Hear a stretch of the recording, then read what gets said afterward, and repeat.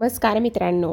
बाई तुझा आशीर्वाद मालिकेच्या आजच्या जबरदस्त भागामध्ये आपण पाहणार आहोत की आता इकडे मात्र राजाचं सर्व सत्य अवनीसमोर आलेलं असतं. कारण राजा कशा आणि कोणत्या कोणत्या पद्धतीने खोटं बोलतोय, त्याचबरोबर तो अवनीला कसा फसवतोय, हे सगळं सगळं आता इकडे अवनीसमोर आलेलं असतं. हेच आपल्याला या आजच्या भागामध्ये पाहायला मिळणार आहे. त्यामुळे मित्रांनो हा व्हिडिओ शेवटपर्यंत नक्कीच पहा. तर आता मालिकेमध्ये इथे आपण पाहतो सुरुवातीला की इथे सुलू जी आहे ना, ती पूर्ण जास्त टेन्शनमध्ये आलेली असते. ती म्हणत असते की खरं पाहायला गेलं तर आता मात्र इकडे आपलं स्वप्न अपूर्ण राहणार आहे. तेव्हा मात्र दत्तू तिला समजावतो आणि म्हणत असतो, असं तुला का वाटते? हे बघ, असं काही होणार नाही. पण ती म्हणत असते, नाही, मी म्हणते ना ते अगदी बरोबर आहे. कारण सगळ्यात महत्त्वाची गोष्ट म्हणजे आता ती बाई इथे अवनी घरामध्ये आलेली आहे आणि तिने एकदा का ह्या घराला जीव लावला की सर्वांना आपलंसं केल्याशिवाय राहणार नाही. कारण मला पूर्ण खात्री होती की हे सगळं तसंच होणार आहे. आता ती पोरगी त्या घराला आतापर्यंत कधीच आपलं असं म्हणाली नव्हती. पण आता मात्र ती त्या घराला आपलं म्हणत आहे. मी तुला सांगते, आपली आयुष्यभराची जी काही जमाकुंजी आपण इथे करून ठेवली होती, ती सगळी जमाकुंजी इथे आता धुळीस मिळणार आहे. आणि हेच मला अजिबातच नको आहे, असं सुद्धा आता इकडे ती बोलू लागलेली असते. तेव्हा दत्तू म्हणत असतो, हे बघ, असं काही होणार नाही आहे. ह्या सर्व गोष्टींचा एवढा विचार तू करू नकोस. तेव्हा ती म्हणत असते, नाही, मला पूर्ण खात्री आहे, काहीतरी आपल्याला केलं गेलं पाहिजे, पण काय करायचं? तेव्हा तो म्हणत असतो, अगं नको काळजी करूस. नाही रे नाही दत्त्या, मी तुला सांगितलं होतं ना. नको ग तू उगाच सुलू एवढा विचार करू. तुला सांगू का, सगळ्यात महत्त्वाची गोष्ट म्हणजे त्या पोरीचा बाप जो आहे ना, तो खूप श्रीमंत आहे. ते देशमाने नक्कीच काहीतरी इथे विचार करतील आणि काहीतरी विचार करून त्या पोरीला ना नक्कीच ते इथून घेऊन जातील. मला ना ह्या सगळ्या गोष्टींची पूर्ण खात्री आहे. तू उगाचच नको बरं डोक्याला त्रास करून घेऊस, असं दत्तू सुलूला म्हणत असतो. दुसरीकडे पाहतो तर राजा आता यशोदाला म्हणत असतो, ऐक ना यशोदा, लहानपणी जसं सायकलवर तू 1-2 राईड द्यायचा आहेस ना, तसंच आत्तासुद्धा कर ना, प्लीज, नाही म्हणू नकोस ना. हे बघ, जर तू आत्ता त्या पद्धतीने करायला लागलास ना, तर सगळं कसं व्यवस्थित होईल. आणि त्याहूनही सगळ्यात महत्त्वाची गोष्ट म्हणजे जर आपण इथे फिरत गेलो तर मग मात्र इकडे मलासुद्धा बालपण जगता येईल. असं म्हटल्याबरोबर अवनी म्हणत असते, ठीक आहे, जा तू सायकलवर, असं म्हणून अवनी आतमध्ये निघून जाते. तेवढ्यातच इथे यशोदा म्हणत असतो, खरं सांगायला गेलं ना, तर खोटं हे अजिबातच बोललं नाही पाहिजे.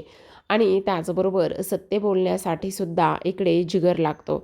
तेवढ्यातच समोरून एक फोटोग्राफर येत असतो. आता समोरून येणाऱ्या फोटोग्राफरला इथे हे लोक पाहत असतात आणि जेव्हा पाहतात तेव्हा मात्र इकडे हा राजा म्हणत असतो, फोटोग्राफर आला आहे.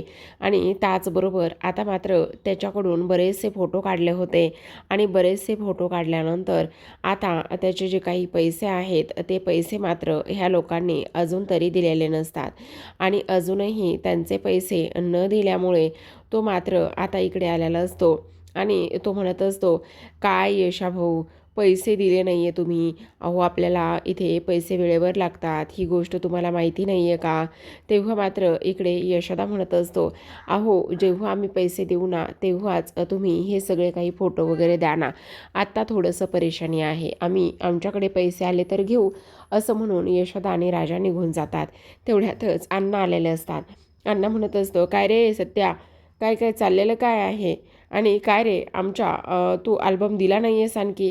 तेव्हा तो म्हणत असतो, अहो अण्णा, तुम्हाला काय सांगू आता, अल्बम मी असा देईल हो, पण त्यासाठी पैसे लागणार आहेत की नाही? पैसे लागणार आहेत. काय रे, किती किती झाले, किती पैसे सगळ्या ह्याचे? तेव्हा तो म्हणत असतो, अहो अण्णा, पैसे किती झाले काय विचारताय?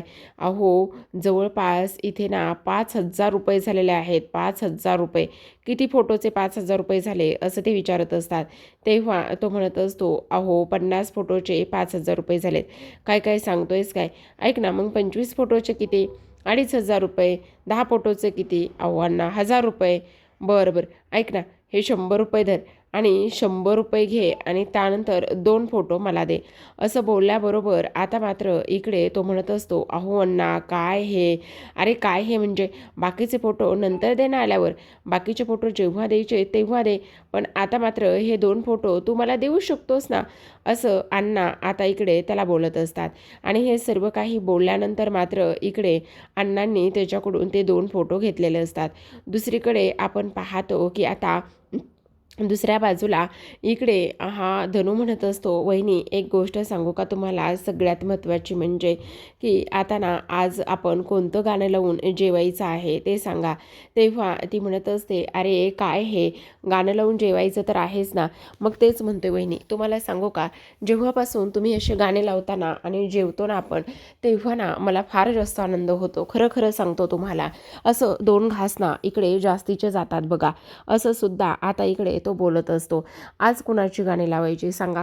आज ना धनपालची नको. अरे धनपालची नाही म्हणत आहे मी.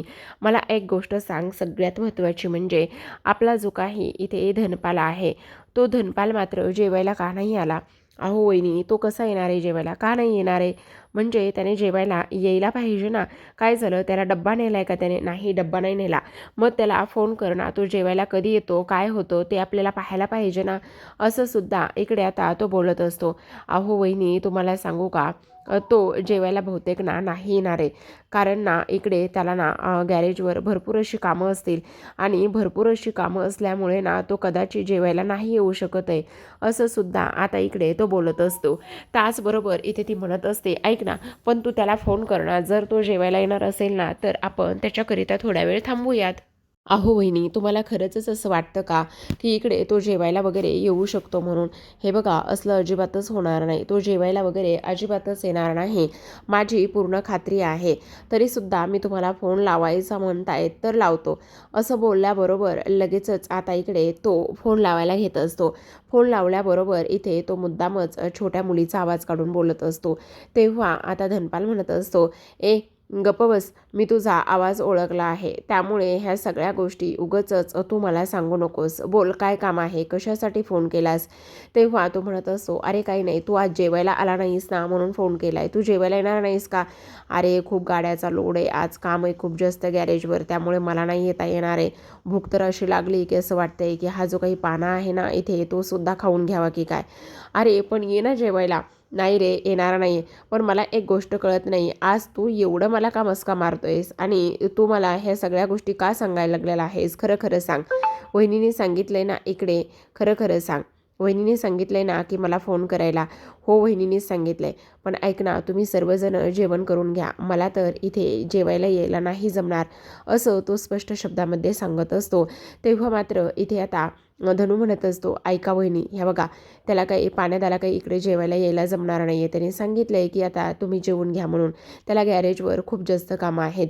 काय सांगतोस काय? अरे पण गॅरेज तर त्याचं स्वतःचं आहे ना, मग कोणाला तरी तो इथे सांगू शकतो ना. तेव्हा तो म्हणत असतो, तुम्हाला कोणी सांगितलं त्याचं गॅरेज स्वतःचं आहे म्हणून? तेव्हा ती म्हणत असते, अरे असं काय करतोय? राजाने ह्या सगळ्या गोष्टी सांगितल्या ना मला. मग आता इकडे धनू म्हणत असतो, अच्छा असं आहे का?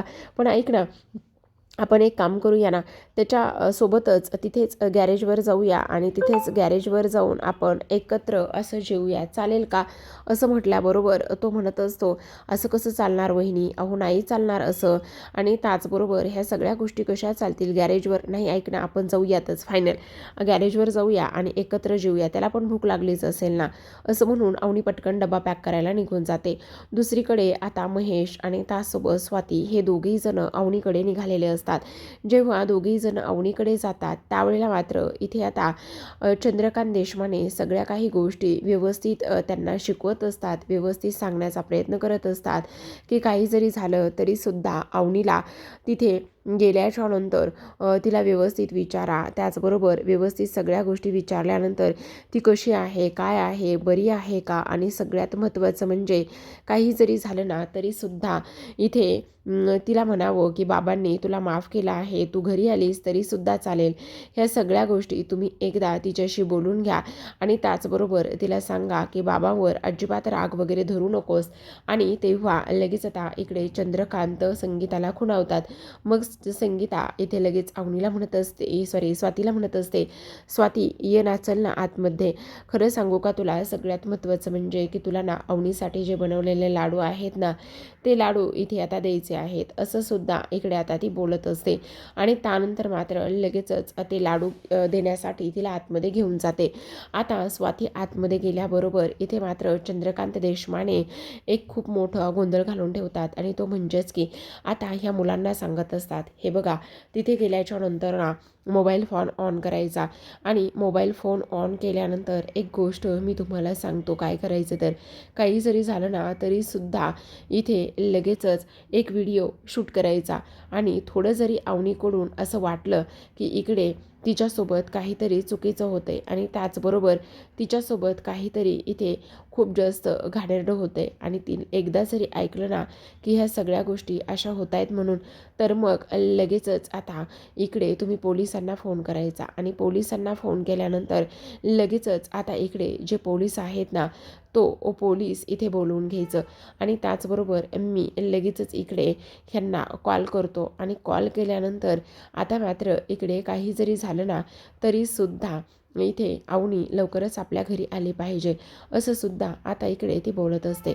आता हे सर्व काही झाल्यानंतर आपण पाहतो की इकडे हे काही चंद्रकांत आहेत ते म्हणत असतात, एक सगळ्यात महत्त्वाची गोष्ट म्हणजे एक गोष्ट लक्षात ठेवा की इकडे मात्र आता अवनी लवकरात लवकर आपल्या इकडे आली पाहिजे. आणि त्याचबरोबर आपल्याकडे आल्यानंतर सगळ्या काही गोष्टी व्यवस्थित झाल्या पाहिजे, असं आता इकडे चंद्रकांत बोलू लागलेले असतात. त्याच वेळेला इथे हे सगळं काही झाल्यानंतर आपण पाहतो इथे दुसऱ्या बाजूला स्वाती बाहेर आलेली असते. आणि स्वाती बाहेर आल्यानंतर इथे मात्र ते तिघेही जण आता निघालेले असतात. तिघेही जण निघाल्यानंतर आपण पाहतो की आता चंद्रकांत देशमाने म्हणत असतात, काही जरी झालं ना तरी अवनी मात्र आपल्याकडे लवकरात लवकर आली पाहिजे, असं ते बोलतात. दुसरीकडे आता राजा एका टपरीवर बसून चहा पित असतो. तेवढ्यातच तिथून नाना जात असतात.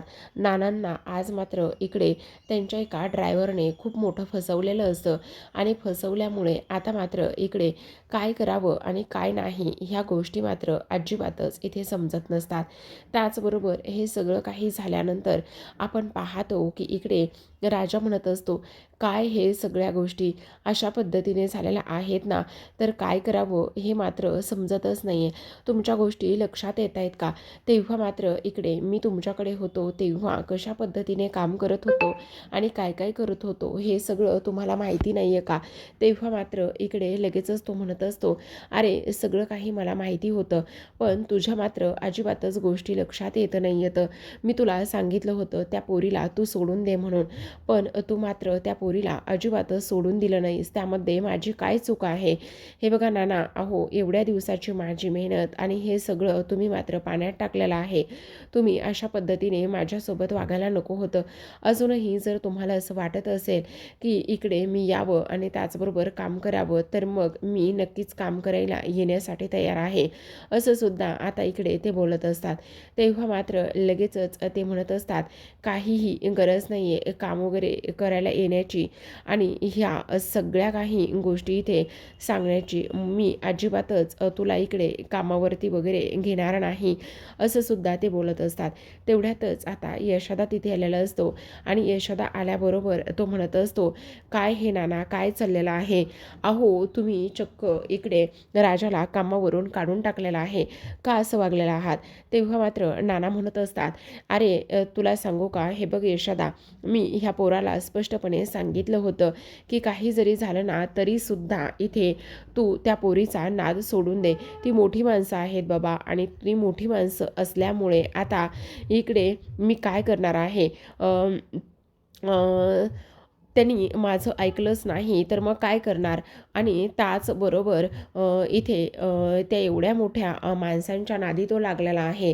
तेव्हा मात्र यशोदा म्हणत असतो, तुम्हाला सांगू का नाना, राजाने जे काही केलेलं आहे ना ते अगदी बरोबर केलेलं आहे. त्याने मात्र कोणतीही गोष्ट इथे चुकीची केलेली नाही असं सुद्धा आता इकडे तो बोलत असतो. तेव्हा हे सगळं काही बोलल्यानंतर आता मात्र इकडे यशोदा खंबीरपणे राजाच्या पाठीमागे उभा राहिलेला असतो आणि खंबीरपणे उभा राहिल्यानंतर आता मात्र इकडे नाना म्हणत असतात, हेच तर तुमचं चुकतं ना, कशाला उगाचच एवढ्या मोठ्या माणसांच्या नादी लागायचं. हे बघा, मी स्पष्टपणे सांगितलं होतं की त्या पोरीला तुम्ही तिच्या घरी नेऊन सोडा म्हणून, पण तुम्ही मात्र अजिबातच ऐकलं नाही. त्याला काय करणार आम्ही? आता यशोदा म्हणत असतो, ज्याची त्याची मर्जी आहे. तुम्हाला जर त्याला काम द्यायचं असेल तर द्या, नसेल द्यायचं तर नाही दिलं तरीसुद्धा चालेल. मला मात्र ह्या सगळ्या गोष्टींशी आम्हाला काहीच प्रॉब्लेम नाही. दुसरीकडे आपण पाहतो अवनी आणि त्याचबरोबर पानू, धनू हे दोघेही जण आता धनपालच्या गॅरेजवर येऊन पोहोचलेले असतात. जेव्हा ह्या गॅरेजवर येऊन पोहोचतात त्यावेळेला मात्र अवनी पाहत असते की हे सगळं काही काय आहे आणि त्याचबरोबर इथे हे गॅरेज कसं काय असू शकतं असा प्रश्न इथे आता तिला पडलेला असतो. आणि असा प्रश्न इथे पडल्यानंतर इथे ती म्हणत असते, मला एक गोष्ट सांग, हे कोणाचं गॅरेज आहे? आणि शोरूमच्या इथे गॅरेज आहे आणि शोरूम ह्याचा आहे असं बोलला होता ना इथे राजा. तेव्हा तो म्हणत असतो, अरे वहिनी असं काय करताय, हेच तर आपल्या धनपालचं गॅरेज आहे ना, इथेच तर तो काम करतो. वहिनी तुम्ही कशाला यायचं उगाचच इकडे, कशाला एवढा त्रास करून घेतलात? या सगळ्या गोष्टी करण्याची आणि इकडे येण्याची काहीच गरज नव्हती. तुम्ही उगाचच इकडे आलेला आहात. अहो कशाला यायचं, मी आलो असतो ना, आणि त्याचबरोबर तुम्हाला इकडे येण्याची काहीच गरज नव्हती असं सुद्धा आता इकडे तो स्पष्टपणे बोलत असतो. आता हे सर्व काही बोलल्यानंतर इथे मात्र संभ्या म्हणत असतो, अरे वा वा वा वा, खरं तर वहिनी आलेल्या आहेत ना, त्यामुळे आपल्याला सुद्धा फार आनंद झालेला आहे. वहिनी तुम्ही अजिबात काळजी करू नका, आपण आता सगळ्यांना सुट्टी देऊयात आणि जेवण करून घेऊयात असं म्हटल्याबरोबर लगेचच आता आपण पाहतो इकडे सगळ्यात महत्त्वाची गोष्ट म्हणजे हे सगळं काही झाल्यानंतर आता अवनी मात्र इथे त्या गॅरेजकडे पाहत असते आणि लगेचच आता धनू जो आहे तो टिफिन ठेवतो आणि तेव्हा आता पाण्या मात्र सगळ्या काही गोष्टी आणि सगळं काही आवराआवर करायला सुरुवात करत असतो. तो तिथे असलेली गॅरेजवर एक चटई अंथरतो आणि चटई अंथरून इथे अवनीला सुद्धा बसायला सांगत असतो. आता अवनीला बसायला सांगितल्यानंतर अवनी बसते. आता लगेचच इकडे हा धनू म्हणत असतो, अरे ऐक ना पाण्यादा, इथे वहिनीला राजाने काय सांगितले माहिती का? त्यांना असं वाटतंय की हे गॅरेज तुझं आहे. नाही, आमच्यापेक्षा एक सिनियर सिटीजन आहे आणि हे सगळं राजाने सांगितलं आहे. मग आता लगेचच इकडे हा धनपाल म्हणत असतो, वहिनी तुम्हाला सांगू का, हे राजाने सांगितलंय ना, राजा एक नंबरचा खोटारडा आहे. तो खूप जास्त खोटं बोलतो, त्याची एकही गोष्ट खरी नसते. तुम्ही माझ्यावर विश्वास ठेवा. अहो आपलं हे गॅरेज नाही, आपण दुसऱ्याकडे काम करतो. आणि मला सांगा आणखी त्याने काय काय सांगितलंय सांगा बरं. म्हणजे त्याने असं सांगितलंय की इथे मोठं शोरूम आहे आणि शोरूमचंच गॅरेज आहे असं त्याने सांगितलेलं आहे. अहो वहिनी काय काही त्याच्यावर तुम्ही एवढा विश्वास ठेवू नका. तो लहानपणापासून असाच आहे, त्याला खोटं बोलायला प्रचंड आवडतं आणि तो खोटं बोलतच आलेला आहे आणि तो बोलतच राहतो. त्यामुळे तुम्ही त्याच्यावर अजिबात विश्वास ठेवू नका असं स्पष्टपणे आता इकडे तो बोलत असतो. तेव्हा मात्र अवनीला अजूनच कसं तरी वाटत असतं की राजा तिच्यासोबत एवढं सगळं काही खोटं बोलत आहे म्हणून. तेव्हा मात्र इकडे धनपाल म्हणत असतो, अहो वहिनी त्याने बरं झालं गाड्यांचं शोरूम सांगितलंय, विमानाचं नाही सांगितलं. तेवढ्यातच आता मात्र इकडे आपला हा जो काही धनू आहे तो म्हणत असतो, वहिनी खरं खरं सांगा, त्याने माझ्या बाबतीमध्ये तुम्हाला काय सांगितलेलं आहे? माझ्या बाबतीत काय सांगितले खरं खरं सांगा. तेव्हा अवनी म्हणत असते, तुझ्या बाबतीत सांगितलेलं आहे की तू कॉलेजमध्ये टॉपर आहेस आणि त्याचबरोबर इकडे तुला ना फॉरेनला जाऊन शिकायचं आहे, हे सगळं त्याने मला सांगितलं आहे असं म्हटल्याबरोबर तो म्हणत असतो, अहो वहिनी काय हे, मी आणि टॉपर मी असलं काही नाही आहे वहिनी, तुम्हाला खरं सांगतो. तुम्हाला सांगू का, अहो मी एक एक साधा कॉलेज स्टुडंट आहे. अहो टॉपर काय काहीही बोलतोय तो. अहो इथे माझे पास होण्याचे वांदे असतात आणि पास होण्याचे वांदे असल्याकारणाने तुम्हाला सांगू का अजिबातच याचं काहीच खरं नाही. हा एक नंबरचा खोटारडा आहे आणि फॉरेनला वगैरे कुठेच जायचं नाही आहे वहिनी. तुम्ही अजिबातच त्याच्यावर अजिबात विश्वास ठेवू नका. अशा स्पष्ट शब्दामध्ये आता इकडे तो बोलत असतो. आता हे सगळं काही बोलल्यानंतर आपण पाहतो की इकडे लगेचच अवनी विचार करत असते की हे सगळं काही काय आहे आणि त्याचबरोबर एवढ्या सगळ्या काही गोष्टी कशा काय खोट्या असू शकतात असा सुद्धा अवनी आता इकडे विचार करू लागलेला असतो. आणि ह्या सगळ्या गोष्टींचा विचार केल्यानंतर आता मात्र इकडे हे सगळेजण मुद्दामच अवनीवर हसत असतात आणि म्हणत असतात तो एक नंबरचा खोटारडा आहे आणि त्याने मात्र इकडे तुम्हाला फसवण्याचं काम केलं आहे अशा स्पष्ट शब्दामध्ये आता इकडे तो बोलत असतो. त्याचबरोबर इकडे आपलं साधं गॅरेज आहे आणि गॅरेज असल्यामुळे आपण कोणतंही काम वगैरे काहीच करत नाही आहोत असं सुद्धा आता इकडे तो बोलत असतो. आता हे सगळं बोलल्यानंतर तो म्हणत असतो अहो वहिनी तुम्ही उगाचच ह्या सगळ्या गोष्टींचा कशाला विचार करताय. चला आपण जेवण करूयात आणि मी आणि फॉरेनला कुठला जाणार आहे असं सुद्धा इकडे आता तो बोलत असतो. एवढंच नाही प्रेक्षकांनो तर आता मात्र सगळ्यात महत्त्वाची एक गोष्ट झालेली असते आणि ती म्हणजेच की इकडे जेव्हा अवनी घरी येते आणि अवनी घरी आल्यानंतर इथे मात्र आता आपण पाहतो की ह्यांच्या हातामध्ये एक काठी असते आणि ते दोघेजण ओढत असतात. तेवढ्यातच अवनी तिथे असलेल्या त्या खाटावर पडते. आता अवनी खाटावर पडल्यानंतर ती काठी राजाच्या हातावर मध्ये असते आणि राजा मात्र म्हणत असतो म्हणजे तो कोणाचा तरी किस्सा सांगत असतो आणि किस्सा सांगत असताना आता आपण पाहतो की इकडे मात्र लगेचच तो म्हणत असतो तो म्हणाला की मिरचीची धुरी देऊन तुम्हाला ना मारेल असं म्हटल्याबरोबर लगेचच आता इकडे आपण पाहतो हे सगळं काही होत असताना अवनी रडायला लागलेली असते म्हणजे ती नाटक करत असते. तेवढ्यातच तिथे स्वाती येते आणि स्वाती म्हणत असते एक मिनटं बाईशी कसं बोलायचं कसं वागायचं हे बहुतेक तुम्हाला शिकवलेलं नाही आहे का. तुमची हिंमत कशी झाली अवनीसोबत अशी बोलण्याची आणि या पद्धतीने वागण्याची. तुम्ही समजता कोण स्वतःला असं सुद्धा आता इकडे ती त्याला ओरडून बोलत असते. अवनी आत्ताच्या आत्ता इथे राहायचं नाही आहे. आत्ताच्या आत्ता इथे माझ्यासोबत यायचं आहे. इथे तुला राहण्याची काहीच एक गरज नाही असं स्पष्ट शब्दामध्ये आता इकडे अवनी बोलत असते.